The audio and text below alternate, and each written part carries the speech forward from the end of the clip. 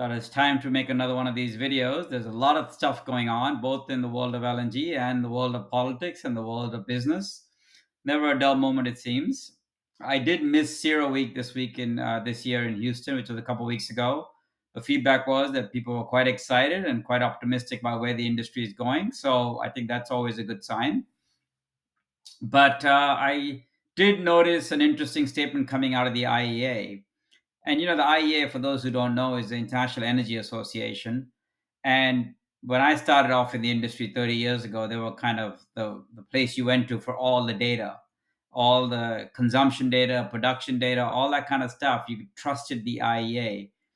And I always thought the IEA was supposed to be very unpolitical. It was just supposed to be a data warehouse. And I think the original goals were actually to help the world avoid another oil price shock like we had in the 70s by providing data to basically the consuming countries at the time.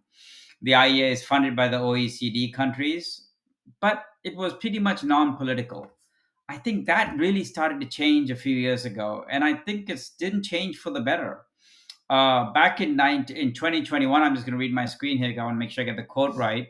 That's when I think the IEA took a turn to become a political organization, really stopped talking about fossil fuels as much as started really promoting, I think unjustly, um, some of the other fuels, even though at the time fossil fuels were 90% of the world's energy usage.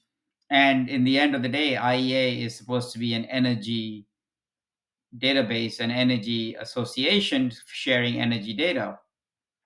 But they started getting very political. And I think for me, it was a big surprise when first the World Bank, which is not part of the IEA, came out a couple of years, I think 2017, 2018, and said, we're not going to start funding oil and gas projects, which is a fairly big deal because the World Bank has actually provided a lot of the funding for the initial oil and gas projects in many third world, developing nations.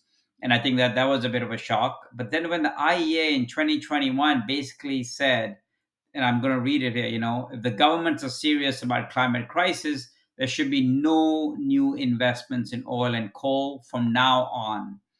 That was a dramatic statement that came out in 2021. And I think really changed a lot of things for the industry for the worse, actually. I think they came out with these all kinds of unrealistic transition forecast, all kinds of things were going to carbon sequestration was going to grow 20-fold, blue hydrogen was going to grow 100-fold, all these kind of things. Costs were going to come dramatically down, all this kind of stuff that I don't think was really grounded in reality. But because the IEA had such an authority, a lot of people looked at the IEA and basically changed their company strategy and the government strategy. And this became basically, I think, a massive distraction for the world because it was clear that we were never going to hit these ambitious targets, but yet we IEA had told people to stop investing in oil and gas. And I think the gas is a problem because I think gas, to me, as always I've always said, is a transition fuel. And when they told people to stop doing that, banks pulled out, companies changed their strategies, government stopped supporting this. And I think this is part of why we ended up with this kind of bit of an energy crisis over the last few years, because we stopped investing because IEA told us to. Now, not everybody listened. I remember at the time the Saudi Arabian minister Khan called the IEA forecast la la land, and he was right. They were complete la la land. If you go back and look at those forecasts they did in the early 20s to where we are today, there's no grounding in reality at all. Of course, the renewable energy and those have gone up in numbers, but nothing like what the IEA forecasted. But they kept on sticking to it. Back in 2023, the IEA basically said, don't invest in oil and gas. And if you do, it's going to be an uneconomic investment. You're going to have stranded assets. And even as late as 2024, they were saying, don't invest in LNG because we're going to have massive overcapacity. Now, I'm not sure, and maybe just don't know enough about this, but it should not be the role of the association that basically promotes data to be then promoting energy policy suggestions, which is exactly what they were doing. And I think it was partly, the managing director or whatever he is of IEA, Mr. Birol, loves the attention, and I think he was out running on the world, basically making these grand and I think very controversial statements that actually really hurt everybody. Why do I say that? Because suddenly projects around the world were not getting financing because banks were just turning to the IEA report and saying, hey, the IEA said don't invest. We shouldn't invest, so we're not going to invest. And that hurt companies, and not only companies, but hurt countries. I mean, people, places like in Papua New Guinea, one can argue those projects, some of them have stagnated because they can't get funding because the IEA had told people not to invest anymore. And then we had this massive drop in exploration around the world. The IEA basically said stop investing in exploration, which is such a short sighted thing to do because if you stop in exploration, your fields start declining. And now we have declining fields really everywhere out in the world, except maybe in North America because they didn't listen to the IEA. And every country around the world now, one can argue, that had oil and gas production is now facing declining oil and gas production. And suddenly, and I think when the IEA realized that their forecasts are going to be falling flat on their faces and they're going to look like complete idiots this year, just a few weeks ago, the same guy, Mr. Fatih Birol, went up and said, I want to make it clear there should be investment, especially into existing oil fields, especially into oil exploration. And there is a need for oil and gas investments, full stop. That's the exact quote. Now, talk about a complete about change from 2021 or 2021, where they said stop investing completely, and 2023 saying if you do invest, you're going to have massive, stranded assets, too much without too much capacity, and now saying we have to invest. So, I think that the damage has been done, and the damage is unmeasurable on for so many countries, especially developing countries that needed the funding, that needed the financing, that needed the exploration dollars to come in from other places. And everybody just pointed to this IEA report. And I'm just really surprised that Mr. Birol still has the job. It's just pathetic that we listen to this, and the IEA, which had so much credibility, in my view, has lost a lot of credibility. So it's disappointing that they have completely flipped. I mean, I'm glad they flipped. Let's put it this way. But I'm disappointed that they came up with a very politically sensitive recommendation back in 2021. They're saying stop oil and gas, which is very controversial at the time. And it was never going to be realistic. And here we are, where we are now facing declining exploration, declining production around the world, and the world economy. Basically, most countries of the world are depending on a very few energy exporting countries. There's probably a handful of energy exporting countries, and 90% of the rest of the world is importing energy. And I blame the IEA for that, for stopping a lot of those investment dollars. So, that's my rant about the IEA. I hate when international organizations become political as opposed to helping the good of mankind.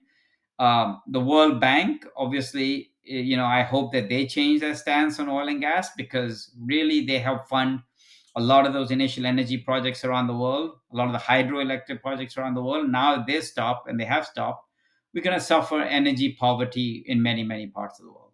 So that's my few minutes on the IEA. Not happy about that, but I'm glad they have changed their view, but they have no credibility anymore. And I think that Mr. Birol should not be around anymore. And if IEA wants, it really has to rethink its goals. Its goals were to help the world deal with an oil shock and to provide oil and gas information. Really, that's what they did for many, many years, and they did it well. And the last 5 years became a political animal and kind of lost its plot. So that's that. The next topic I think we should talk about is rising cost. A couple of weeks ago, we saw projects suddenly discuss the cost of that are going up, and the costs are going up dramatically. The capex, Venture Global, which is obviously been the darling of the industry the last few years. They became the darling because they promised these unnaturally low prices to customers, and customers naturally signed up. We in the industry really couldn't believe how these prices could be so low, the dollars per ton processing fee or tolling fee. Well, now the true numbers are coming out. The Plaquemines project is close to 900 to $1,000 a ton, when we were talking about them potentially being, $300-400 a ton, when everybody else was trying to get to $500 a ton, because that's the only way we thought their economics could work, because they were selling the gas at less than $2 per MMBTU processing fee.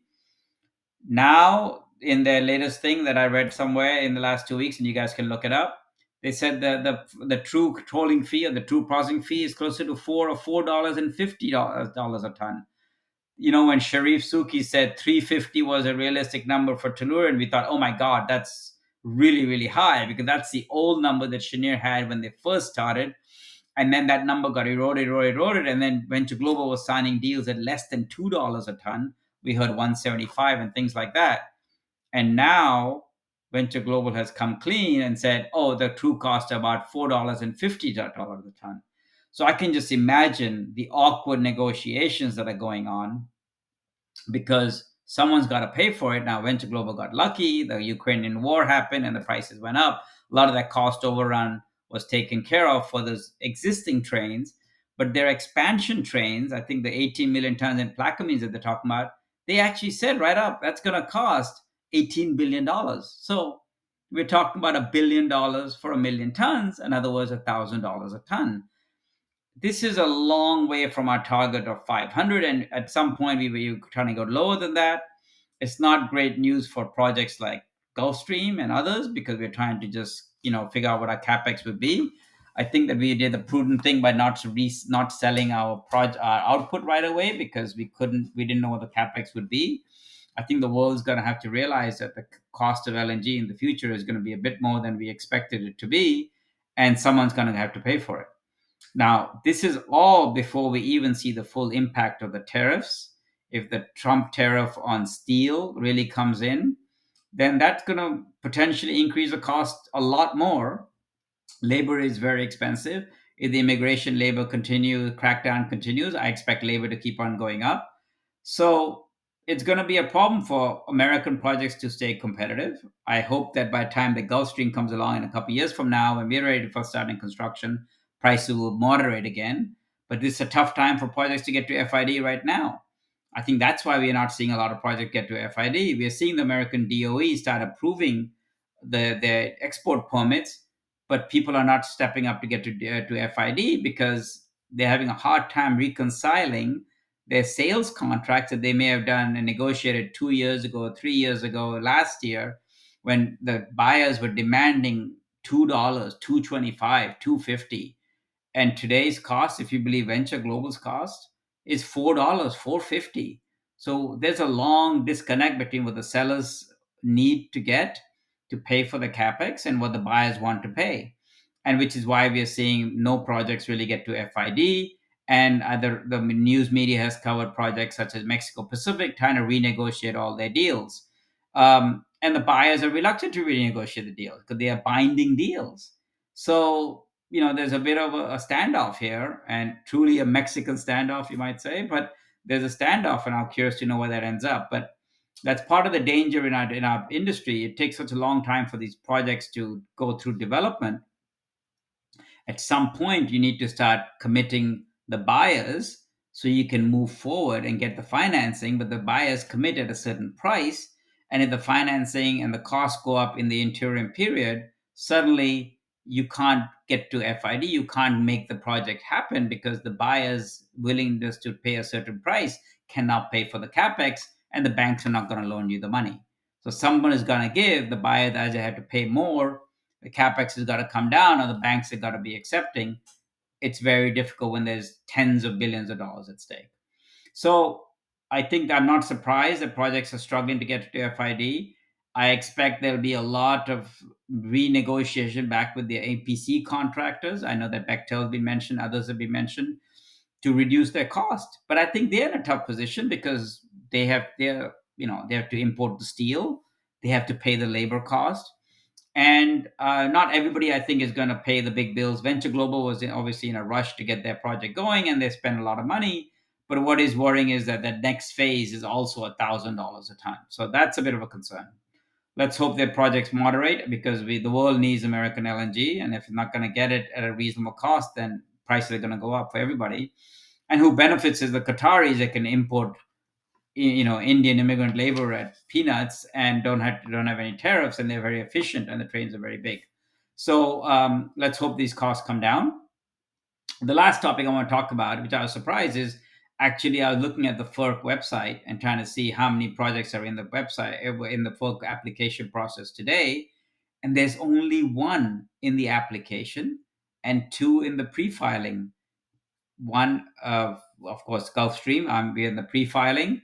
We have a Delta project by Venture Global that's been in pre-filing for many years, and only one project, which is Sabine, I think, expansion stage 5, Cheniere, in the application phase. So what does that really mean in plain words? It means that there are only 3 projects that are in the FERC process today seeking the FERC permit. Yes, there's a bunch of projects kind of with the permit trying to get to FID, as I mentioned, but they'll work their way through the system. Some will drop out, some will move forward, etc., etc. But we are in an interesting situation where everybody's talking about American gas, and the Trump administration is talking a lot about American gas, and everybody's talking about buying more American gas, kind of to keep those tariffs away. But there's only 3 projects actually in the permitting system. I don't think there's ever been so few projects since the American LNG project, the train in 2016 or whenever we started building these things, 2010 or so. So Gulfstream has submitted most of its resource reports. I think 12 out of the 13. We'll have the last report submitted next month. We're working very hard to finish that up. And then by the middle of the summer, we'll apply to be in the application phase. And there'll only be 2 projects in the application phase, which is us and Cheniere. And the application phase is where FERC then really reviews your documents and gives you the permit, and then you're done. So don't know how long that's going to take, of course, but we'll be in very good company. If the only other projects there's only 3 projects in the both application plus pre-filing. One is a Cheniere in the application, and there's one pre-filing Gulf Venture Global and us. So for those who are looking to invest in American LNG, and you want to get into a project that is pre-FID and pre-FERC approval, so that's obviously the best price you're going to get, best value for money. There aren't very many choices. Hope this video was interesting. Always feedback and comments are appreciated. Thanks.